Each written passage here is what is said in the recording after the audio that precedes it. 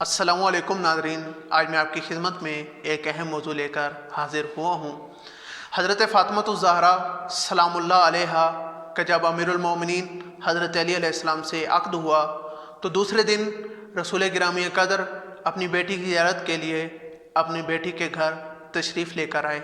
دیکھا کہ حضرت فاطمہ نے پرانا لباس پہنا ہوا ہے۔ رسول نے فرمایا، میری بیٹی فاطمہ، کیا وجہ ہے کہ تمہاری شادی کا دن ہے لیکن تم نے پرانا لباس پہنا ہوا ہے؟